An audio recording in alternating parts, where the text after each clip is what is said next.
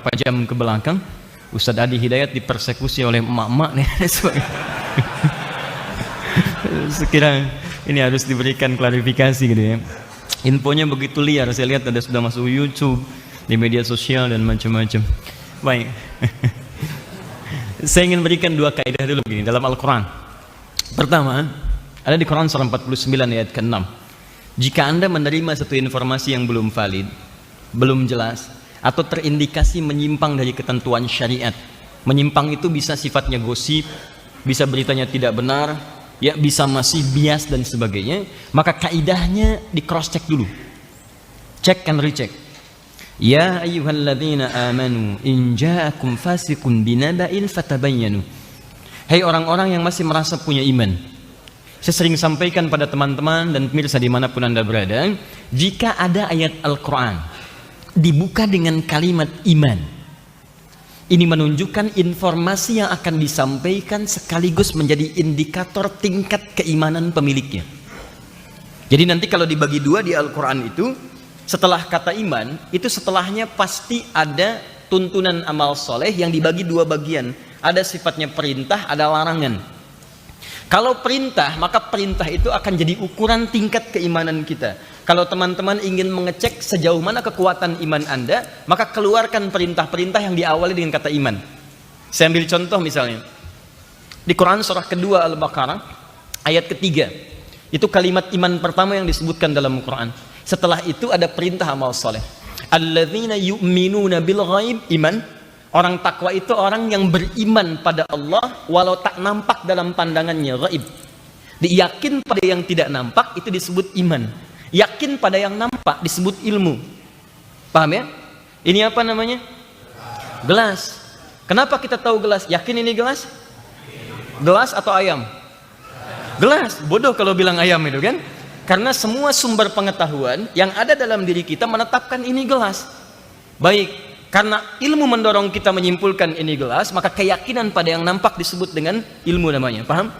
Tapi kalau kemudian tidak ada sama sekali, maksudnya tidak kelihatan dalam pandangan kita, esensinya ada. Kalau tidak ada sama sekali, kosong namanya. Ada, kita yakin, cuma belum tampak dalam pandangan kita, itu ghaib namanya. Meyakini sesuatu yang ghaib, itu yang disebut dengan iman namanya. Paham? Nah, orang-orang yang beriman kepada Allah, walaupun belum tampak dalam pandangannya, di dunia, nanti di akhirat bagi orang-orang yang takwanya meningkat, dia masuk surga, mendapatkan ridha Allah, lalu Allah kemudian perkenankan untuk melihat langsung tanpa hijab. Itu ada nanti di Quran surah 75 ayat 22 sampai 23. Jadi al-qiyamah, wujuhun yawma idzin nadhirah ila rabbiha nadhirah. Ada wajah orang di akhirat berbinar-binar, terlihat gembiranya tak terlukiskan. Nadhirah itu rasa gembira yang terpancar kan, yang tidak usah ditafsirkan lagi. Kelihatan gembira. Gembira, kenapa? Bukan karena masuk surganya.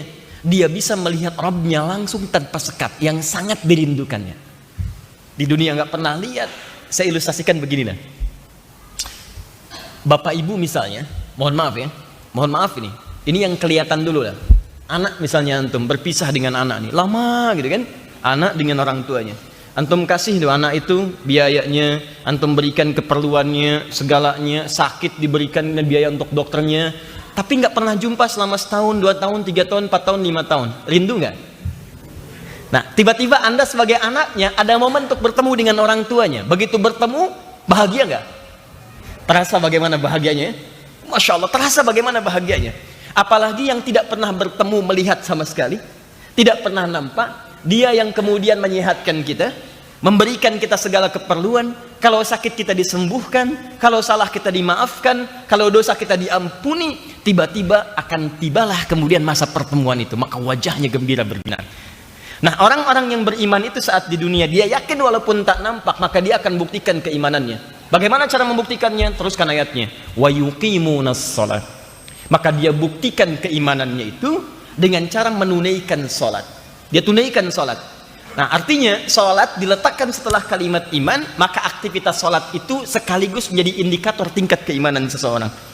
Jadi kalau antum sedang semangat menunaikan salat, Masya Allah belum adzan, sudah ke masjid nunggu, i'tikaf di masjid, baca Al-Quran, Ya, Masya Allah, belum dipanggil subuh sudah siap-siap tahajud duluan, zikir, istighfar dan sebagainya. Ini menunjukkan iman Anda sedang dalam batas yang sangat kuat pada saat itu. Indikatornya itu. Tapi kalau misalnya maaf ya, sudah azan masih belum ke masjid, sudah iqamat belum ke masjid, ya, kemudian dengar suara azan malah marah-marah ya dan sebagainya misal. Nah, jangan membayangkan macam-macam. Next sini aja kajian. Sudah, kita nggak bahas yang lain, ya. Nah, ini menunjukkan bahwa kalau Anda merasa beriman tapi kemudian tidak ada dorongan dalam diri untuk merespon ibadah, ini menunjukkan ada keadaan yang lemah dalam iman pemiliknya. Paham sampai sini? Nah, sebaliknya ada kalimat-kalimat iman dalam Al-Quran yang disusul dengan keterangan larangan. Tinggalkan ini, jangan lakukan, jangan kerjakan. Banyak. Di antara contohnya tadi yang disebutkan, ya ayyuhalladzina amanu. Hei orang-orang beriman yang kalau masih merasa punya iman, in ja'akum fasiqun binaba'in fatabayyanu. Kalau datang seorang bawa berita, tersebar berita, tershare berita, belum jelas bagaimana keadaannya, cek dulu. Pastikan dulu. Di sifat orang beriman itu, kalau iman ada dalam dirinya, tidak membenarkan sesuatu yang belum jelas, tapi mengklarifikasi apa sesungguhnya yang jelas dari peristiwa ini. Paham di sini? Jika Anda menemukan berita-berita seperti yang tidak jelas, apalagi akun-akun yang tidak terang dan sebagainya, kemudian Anda terlibat di dalamnya langsung merespon dengan cepat, tanpa Anda mengetahui latar belakang dan sebagainya, ini menunjukkan bahwa keadaan iman Anda sedang lemah pada saat itu. Paham ya? Sisi yang satu mungkin terlihat naik, rajin sholat, rajin puasa, macam-macam, tapi sisi yang lain lemah dalam pandangan Allah Subhanahu wa Ta'ala. Nanti banyak ayat dalam Quran. Misal, dari ayat 11 sampai ayat 13 yang Al-Hujurat. Ya ayyuhalladzina amanu la yaskhar qaumin qaum. Hai orang-orang yang beriman, jangan saling mencela. Di ketika Anda rajin sholat, tapi sholat Anda tidak menghentikan lisan Anda mencela orang lain, itu menunjukkan Anda pun sedang lemah iman. Ya, maaf, pulang sholat mencela orang yang mungkin tidak sama dengan Anda sholat di masjid. Begitu keluar, siapa tuh nggak ke masjid? Iya, kayaknya bukan ahli surga ya. Bukan ahli surga, Masya Allah. Nah, ini menunjukkan Anda lemah iman pada saat itu. Walaupun sisi yang sama Anda melihat bahwa Anda itu terlihat soleh. Makanya pernah ada perempuan yang diadukan di masa Nabi. Kata Nabi, dakhalan nar, hiya finnar. Dia rajin puasa, rajin sholat, tapi senang mencela orang lain. Kata Nabi, kalau nggak tobat, itu berpotensi masuk neraka. Jelas ya? Nah, sekarang saya ingin sampaikan, kalau ada berita-berita yang menyebar, coba cek dulu seperti apa gambarannya. Jangan cepat kita respon. Nanti lama-lama kita menyesal ternyata tidak seperti itu. Jelas? Nah, yang kedua, jika ada satu kondisi beriman dengan beriman, muslim dengan muslim punya persoalan, maka jangan jadi suluh untuk memanaskan di antara hubungan yang kurang baik itu. Kaidahnya malah islah. Kita menjadi penengah untuk menyatukan sehingga lebih baik hubungan itu terjalin dengan lebih mulia. Paham sampai sini? Ada seorang beriman, kedua beriman punya masalah. Nah, yang harus kita lakukan sebagai orang ketiga adalah jangan menjadikan masalah ini semakin lebih kuat. Pertemukan di tengah, sehingga dengan pertemuan di tengah itu keduanya seperti menjalin silaturahim yang lebih baik lagi. Jelas sampai sini?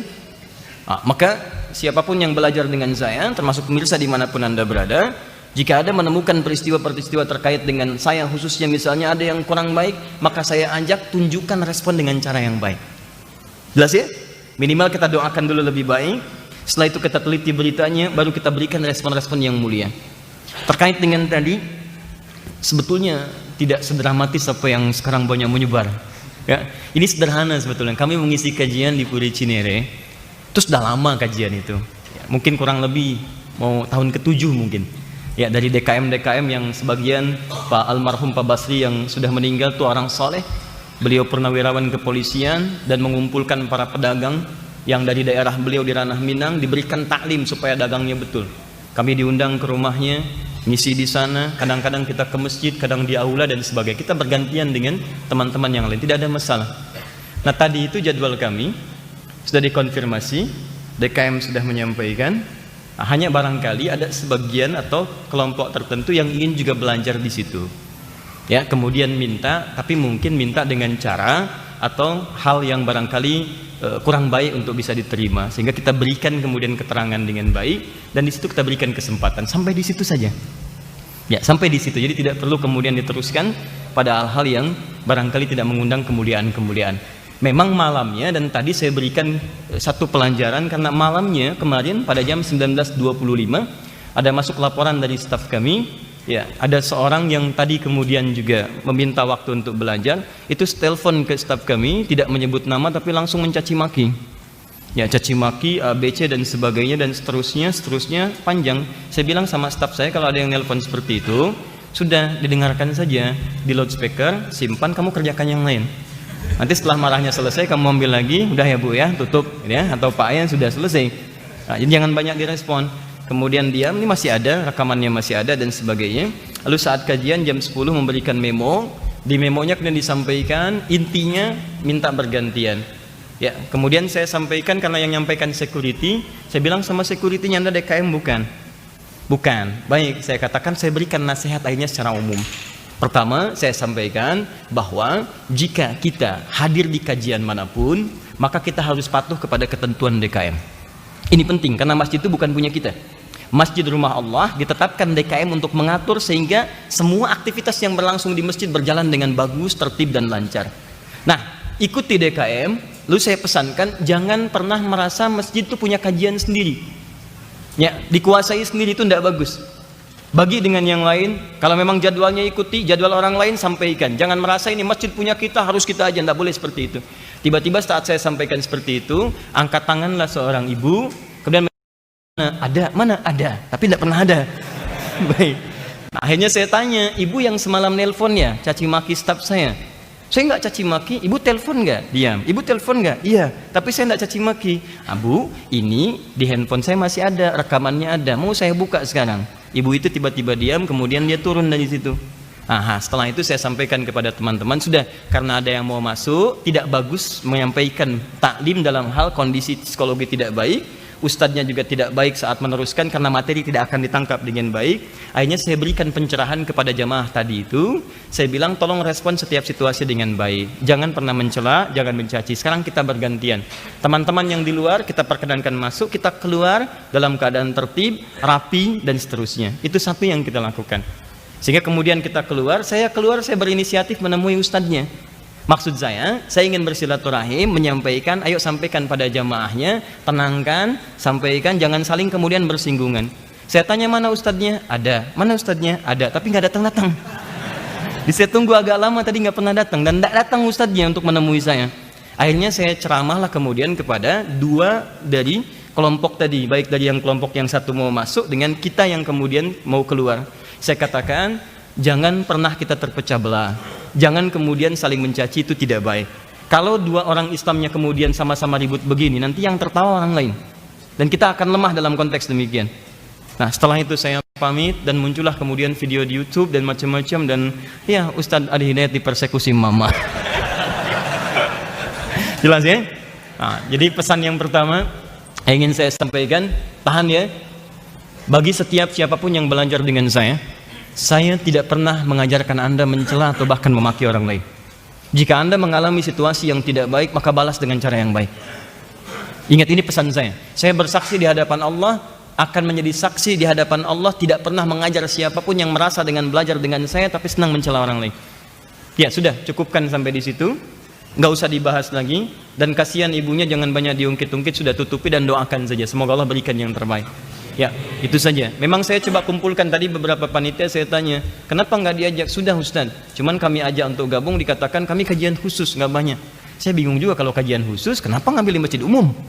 Masjid, bikin aja masjid khusus, mungkin surganya juga khusus itu kan, dan sebagainya. Itu yang agak repot. Ini kadang-kadang kajian khusus ngambil tempat di umum, itu yang agak repot. Dan ini yang paling bahaya. Hati-hati, saya ingatkan ya, dan saya ingatkan pada para ustaz, tolong ajari murid-muridnya dengan baik. Saya tanya kepada beberapa orang, ternyata sebagian menyampaikan yang terafiliasi ke situ, Ustaz, disampaikan kepada kami, bahkan saya mulai masuk kajian tiba-tiba dijauhi. Yang ini jelas surganya, yang lain belum tentu masuk surga. Itu yang paling bahaya.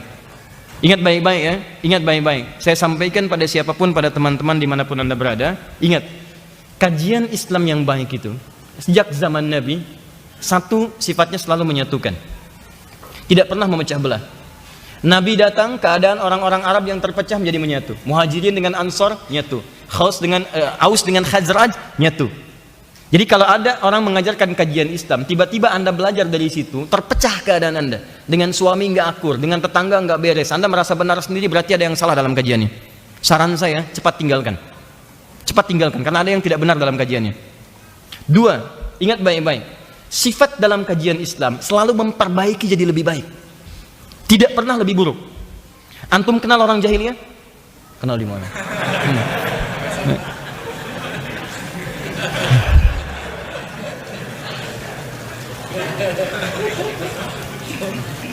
Saya dari Mekah, saya bawa coklat barangkali. Nah, di antara antum semua cuma ini yang kenal orang jahiliyah. Lihat baik-baik, sifatnya suka maki orang. Ya, sifatnya suka mencela orang lain. Sifatnya buruk pada orang lain. Tiba-tiba datang Nabi, diwahyukan Al-Quran kepadanya, diajarkan lewat sunnah. Yang keras tiba-tiba jadi lembut, yang pencela jadi pecinta. Anda belajar bagaimana Umar bin Khattab sebelum masuk Islam dengan setelah menerima risalah Al-Quran, Toha, lembut hatinya. Mendapat keterangan Nabi, jadi pembela keadaan Islam. Bagaimana Khalid bin Walid yang pernah mengalahkan pasukan Nabi di Uhud, masuk Islam lebih baik. Ada dulu ahli begal, namanya Jundub bin Junadah, berasal dari Ghifar. Ghifar itu dikenal dengan kota begal. Masuk Islam berubah nama jadi Abu Zar al-Ghifari, nama kunyahnya. Aslinya Jundub bin Junadah, itu ahli begal semua masuk Islam. Jadi kalau ada tukang begal sekarang, dia terlambat tuh, telat dia. Betul. Ya, itu dari dulu sudah ada, 15 abad yang lalu. Begitu dia masuk Islam, jadi lembut pembela Islam. Bahkan syahadatnya di depan Ka'bah. Kata sebagian kawan-kawan yang muslim pada saat, jangan lakukan, nanti kamu dipersekusi. Bukan cuma itu, kamu nanti akan disiksa. Kata Jundub mengatakan, saya maksiat aja terang-terangan, masa syahadat sembunyi-sembunyi? Syahadat terang-terangan dipukulin pada saat itu. Sampai kemudian menyampaikan risalah dakwah dan sebagainya. Apa yang terjadi? Kerasnya berubah jadi tegas. Sifatnya kemudian jadi lembut. Dari mencela kemudian jadi mencinta, dari memukul jadi merangkul. Sifatnya begitu. Jadi kalau Anda belajar satu pengajian, tiba-tiba yang terjadi pada Anda sebaliknya. Dari yang lembut tiba-tiba Anda jadi keras. Dari yang menyatu harmoni tiba-tiba jadi pecah. Dari yang mencinta tiba-tiba mencela. Berarti ada yang salah di pengajian itu. Ada yang tidak tepat. Saran saya coba perbaiki diri. Kalau Anda belajar Quran dan Sunnah, tapi sikap Anda tidak sesuai dengan Quran dan Sunnah, ada yang keliru di situ. Paham itu ini? Ya, tapi pun yang terakhir, tolong sikapi dengan bijak, dengan baik, jangan pernah mencela. Kalau ada yang seperti itu, tetap bangun silaturahim, doakan dengan baik. Kemudian setelah itu